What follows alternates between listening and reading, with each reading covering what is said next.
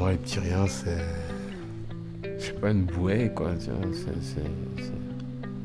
Ah ouais, quand on est à la rue, comme ça, on atterrit ici, bah c'est une belle occasion de repartir sur une bonne base. Voilà. On te laisse vraiment le temps, au petit rien,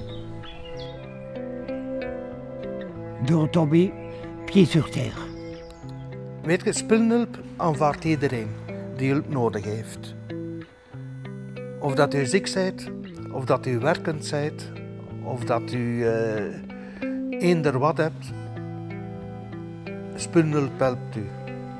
Ils sont là pour te redonner quelque part un peu de baume à la vie, pour te guider, pour t'orienter.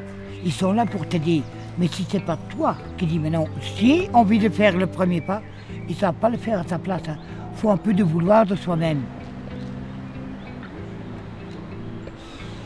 Quand je suis arrivé dans la maison d'accueil, je me sentais ce jour-là bizarre, un petit peu comme si on était à l'armée, partager une chambre avec d'autres qu'on ne connaît pas. Alors ici, on est dans la maison d'accueil des petits riens. C'est la maison d'accueil qui héberge environ 120 résidents.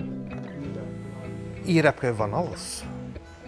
Je hebt gedrogeerden, je hebt alcoholiekers, je hebt andere verslaafden, je hebt gewoon mensen. Je hebt hier een echt mengelmoes van al de problemen die op de wereld bestaan. En rue, tu n'as pas de contact avec les gens. Tu es un peu seul, tu es dans ton monde. Et ici, bon, j'ai réappris à dialoguer avec les gens, à me refaire des amis. La rue, connaître la rue, dormir dehors, manger dehors, ne plus avoir de contact avec des amis, des copains, parce que la rue, vraiment, ça ronge l'homme petit à petit. Je me suis retrouvé à la rue pendant quasiment 7 mois et disons que j'ai toujours pensé pouvoir m'en sortir seul, ou à un certain moment j'ai dû mettre mon orgueil de côté et me dire bon ben il n'y a rien à faire, il va falloir que tu te fasses aider. Iedereen kan vallen. Maar het is moeilijk voor weer rechtop te staan. Vallen kun je op één dag, weer rechtop staan, kan jaren duren. Ça dépend en fait de très peu de choses. Tu peux être très bien un jour et puis le lendemain tu vas te prendre une claque dans la figure et tu vas te retrouver à la rue en te demandant pourquoi. Bon, ça dépend aussi combien de temps on y était. Je peux pas parler non plus en disant ouais j'ai fait la rue. Il y en a ils ont fait 1 an, 2 ans. Ça c'est des gens. Ça se lit encore sur leur visage quoi, dans la manière de parler et tout. La plupart des gens qui arrivent chez le petit rien, la raison principale c'est 1, l'argent, 2, un toit. Alors on a le choix entre accepter une maison d'accueil ou rester dans la rue. C'est un choix à faire et il y a des gens qui choisissent la rue. Je sais pas pourquoi. Je suis content de dire, une fois que j'ai trouvé la maison d'accueil, parce que bon, c'est quand même un lit, c'est un chauffage, c'est une douche, c'est un repas assuré par jour, c'est tout à fait différent. Dit is geen huis om thuis te zijn. Dit is een huis om hulp. Dit is niet om hier te blijven en uw wortels te laten schieten. Dat is onmogelijk. On ne peut pas vivre seul, c'est pas possible.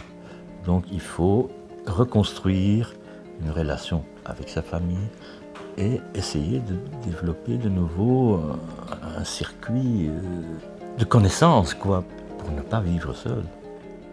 Une fois que vous avez perdu tout, vos connaissances, c'est fini. Hein. J'en ai connu qui traversaient la rue pour pas devoir dire bonjour. Les petits riens ont acheté une maison à Etterbeek où ils veulent développer une communauté plutôt, enfin, une vie en commun. Le principe de la maison, c'est un petit peu d'essayer de mettre des personnes qui justement sont susceptibles de s'entendre, d'avoir un petit peu le même projet, de leur permettre de vivre ensemble en fait. Ici c'est une maison qui appartient aux Petits Riens, qu'ils ont acheté il y a je crois une dizaine d'années. Pour les gens qui veulent sortir des petits riens avec un projet comme ça, pendant 18 mois, j'ai le temps de chercher du travail par ici, de trouver des racines, de trouver des appartements, m'inscrire au foyer Torbécois. On essaye justement de les réinsérer, de leur montrer que la vie n'est pas finie, qu'on peut recommencer, même si on doit recommencer à zéro. On peut y arriver si on le veut. Presque tout le monde qui arrive ici n'a plus de boulot. Si vous voulez faire quelque chose dans la vie, on a besoin d'un boulot. Le principal but ici, c'est quand même de mettre les gens au travail. Tu as une vie normale quand tu travailles, je trouve. Tu fais partie de la société, on va dire. Mon travail de bénévole ici, donc dans l'épicerie, c'est surtout pour le contact avec les personnes, et sans en parler, mais au fond de moi-même, pouvoir savoir que je fais quelque chose d'utile. Les clients qui fréquentent l'épicerie, ils vont et ils viennent, parce que si les problèmes sont résolus, ils ne viennent plus. Tant mieux, c'est qu'on a servi à quelque chose.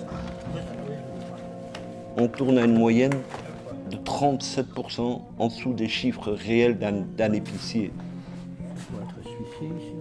Je suis venu travailler ici comme bénévole pour quand même meubler mes jours au lieu d'aller boire. Ça m'aide à moi-même de sortir de ce trou et j'aide d'autres gens aussi de sortir des trous. Nous avons les camions aussi, nous avons nos chauffeurs qui partent en enlèvement. Ils font des enlèvements chez les donateurs.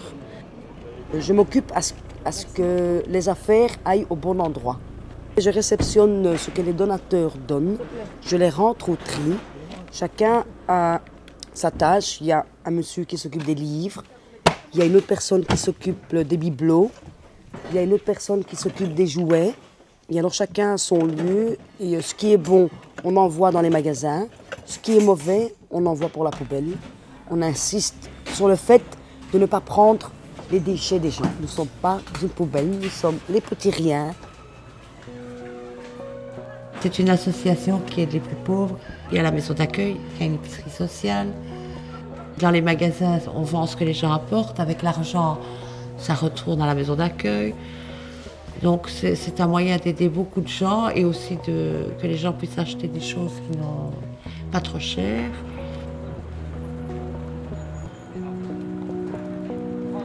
Les gens déposent la marchandise dans des guérites. Chaque matin, les camions partent pour aller vider tous les guérites.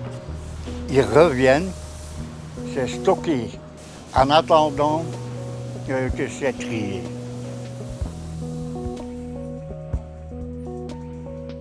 Nous sommes à l'usine de trait de petits riens de Saint-Pétersbourg.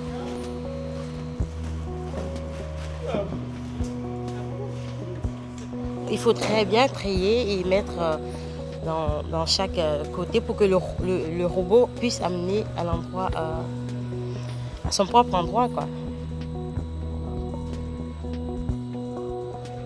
Ceux qui sont moins neufs, il faut mettre à la lingerie. On a une boutique de lingerie aussi. Et les chariots que vous voyez là, c'est pour les sports, vers l'Afrique. Chaque jour, il y a passé les 20 tonnes qui arrivent.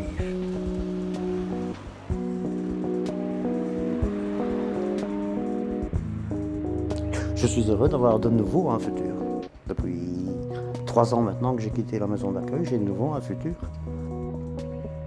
Et puis que mes jambes me portent encore très longtemps pour pouvoir continuer ici. Pour tous ces gens qui attendent que ça existe.